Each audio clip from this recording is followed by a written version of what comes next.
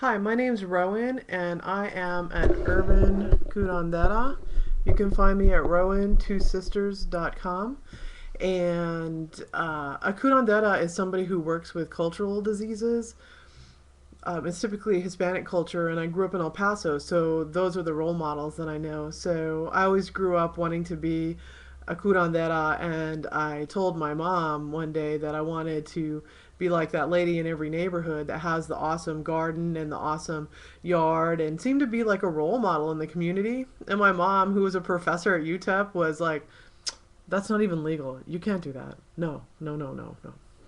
And she made me and my sister swear that we would never ever go into the service industry. Yeah, that didn't work either, right? Okay, so we're going live, and I have a friend on Facebook who's been having a challenge. So I wanted to read some of her information and then do a response for her, okay? So it says, I've been having health problems for the past week, which has led to a cervical infection, which has me down and out feeling. I'm in the worst pain I've experienced in my life. And this woman's also a hooper. And my hoop journey has been far from pain free. I will get through this, and it is making me stronger. Although I'm feeling all of this pain, I took the time to do meditation with my hoop, and it distracted me and helped me feel rejuvenated for a brief moment. It was nice. I'm relatively scared because this is caused by contraception, and I don't want my oven not to work anymore. I'm trying to keep my mind far away from that and have been fairly zen about this really traumatic experience. Please keep me in your thoughts, and if you have any advice, I'd be thankful. So I thought, okay, great, let's respond to this because this is really scary. And then we asked what kind of contraception she has, and she said that she was using an IUD, which may have success with others, but not with her. Let's see. She didn't really want to use it, but her insurance was fixing to elapse or something, so it was one of the things that she could do that would keep her, help her plan her fertility. And she's worried about that the impact on her cervix and future pregnancies. Okay. So anyway, that's what's going on with her. So I wanted to talk about cervical pain and cervical trauma and answer my friend. So the first thing is that pain is really rough, right? I've had tremendously painful experiences, and I'm sure everybody has their own journey with pain, right? And one of the things to remember is that pain will not kill you. It will not kill you. And your nervous system gets alarmed when it feels pain because that's what it's supposed to do is like, oh, wait a minute, over here, be careful, right? So that's what pain's supposed to do. And so we, as the kind of the hub of the nervous system, needs to say, okay, like I'm hearing you, I'm feeling you, but try not to let your whole nervous system get tripped the fuck out. Because what happens is when we start to have a chronic pain experience or even acute pain that lasts for a couple of weeks or whatever, our nervous system starts to rewire itself, kind of like a nervous car alarm, right? So whenever somebody gets close to a car, like we've all been in the parking lot where you're walking like 40 feet from a car and it's like, step away, and you're like, I'm not even near you. So that's what happens to your nervous system. So we've got to really consciously start soothing that nervous system, okay? So what you've got to do is have the know that you're having cervical pain and know that it's intense, but that you're on it, and you can give your body that message. Okay, look, I'm on it. I'm really working on it. I'm taking care of this. I see that my hair looks good. I had a super good hair day yesterday. I should have made a video then. Sorry for that aside. So with pain, a lot of times it's just knowing that if you're having pain, addressing what's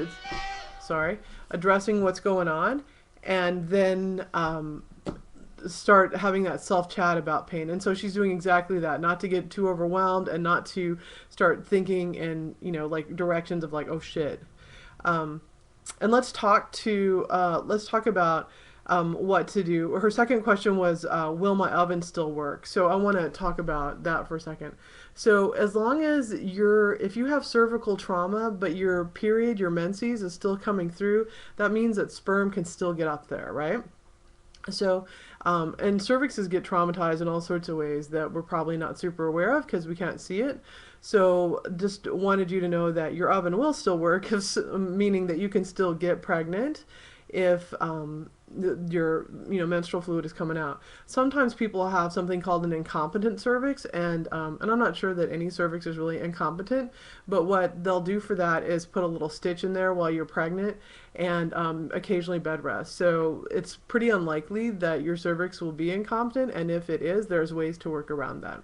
Okay, and those are things that are done while you're pregnant. I wanted to talk about chakras because this group that I'm in is actually a chakra group that we're in together. I would listen to your body. It's probably your second chakra, which is sexual energy and tension and creativity.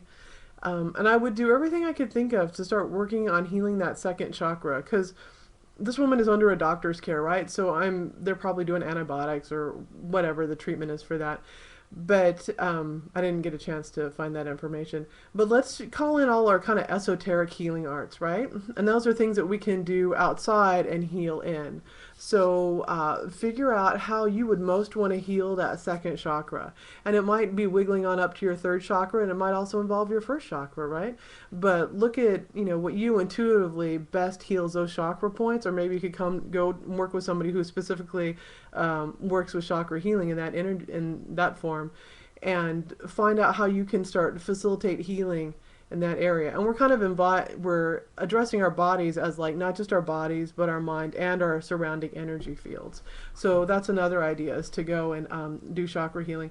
And at that point, you're doing something towards healing that's not actively it's not too intense, right? Because at some point, your physical form is going to tap out. It only can take so much antibiotic, so much whatever, so much poking and jabbing. So this is ways that we can layer on the healing without that we can affect the physical self without overtaxing it, I guess is what I wanted to say. So addressing the chakras related to your cervix, which I believe to be the second, but for you might be slightly different. And there's also lots of little minor chakras too, not just the 7 that we always think of. Okay. The fourth thing is that when the fourth point that I have written down here that I want to share is that it's traumatizing to get this looked at. So if a woman has an assault history, or if she has just this level of pain, and then you have to, I would imagine, get a speculum, which for those who don't know, is either a plastic or metal device that goes in and kind of opens up the vaginal vault so that people can like look in there at your cervix. And there's Q-tips, long ass Q-tips involved. Like that itself is pretty traumatizing, and creating a power imbalance, and it can be pretty upsetting in itself. And then if you have a trauma history on top of it, right? So just be aware that part of the healing in the medical community would also be traumatizing, has the opportunity for trauma also. So I would make sure that I had all my self-care in place when I was going to the doctor to get further inspection or examination. And just be aware that that could be a trauma opportunity. Let's see. The fifth point I had was that birth control for the future was something that she asked. And I think that for cervixes, you might want to be real careful and use like a barrier device. So it might be condoms. It might be, I don't know, a diaphragm, something that you put in. Because the cervix is going to take a lot of abuse in this situation. And the other piece is that I believe there's going to be cervical scarring, and as a result of this, and I'm not a doctor, I'm just a faith healer essentially, with 20 years of experience of seeing things.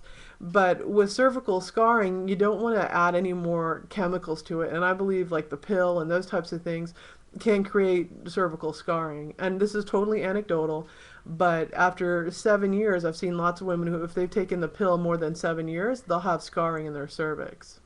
Okay. So, and I want to talk about scarring and cervixes in a different broadcast, because that'll probably take up my 10 minutes, and I try and keep these under 10. But that's just something to be aware of. And a scarred cervix will affect how you labor and how you deliver. And that's an important piece right there. Okay. I wanted to say also that when pain is happening and infection and these kind of heavy things, that sometimes it's not super easy to create a healing sense inside of you. So you've got to pull in all your resources, So I wanted to just list a few that I thought might help raise your healing frequency or vibration, if those are words that you resonate with. My hair is really funny today. Um, so one, I would get on Hay House Radio, which is with Louise Hay, and I would start listening to whatever Christine Northrup is saying because she's a women's doctor and she's super intuitive, and she has lots of good interviewees. So I would start listening to what she says about women's health and just use that. It's super empowering, and empowering also raises your healing vibration. I would also make a playlist of every music that feels good and positive, and let that create a container, create a container for your body to sit in. So, and this is not a physical container; it's a virtual or a ethereal or whatever, the four walls you don't see. But I would create a container of healing for myself. So that would include having playlists and music always around me. I would pull in aromatherapy to help stimulate your limbic system, which also supports healing. Your limbic system is tied to emotions, and one of the best way to engage your limbic system is through smell. So I would use high-end, high-quality essential oils. I would be in places that feel healing, like outside in nature, or one of the things I've done with my house and my property here is that as soon as people hit the gate, I want them to feel the magic, feel the healing. So that's something you can go do, go to healing places. So we talked about sight. You want to rest your eyes on calming or peaceful scenery, right? So I would stay away from any type of violence that you don't have to be in or witness right now. So you see, you hear, you smell, you're surrounded with, touching. Okay, be very kind and loving to your body. You might want to get a massage. You might want to only wear clothing that feels soft and very nurturing. And then let's talk about nutrition. Nutrition, anything that creates healing in your body, because we want to approach your healing journey like how many different ways can we get the building blocks that your body needs to heal, right? And nutrition is a big part of that. So if you need to comfort eat a little shake or whatever, great, like a chocolate shake. But the rest of the time, just start loading your body with all the nutrition that it needs. One time I heard somebody say that when our body is in crisis, we need 7 times the amount of healing nutrition and supplements and that time as we would just during normal maintenance, right? So just overload, not overload, but give your body a plethora of healing resources to choose from, okay, in the form of building block and nutrition. I think that's pretty much all I have to say about this. And nobody's popped up with a question for me, so that's what I know right now. And my name's Rowan, two sisters. I'm a urban curandera, and I'm here to do whatever I can to help you heal. And if you have a question, I'd love to hear it. And I think that's about it.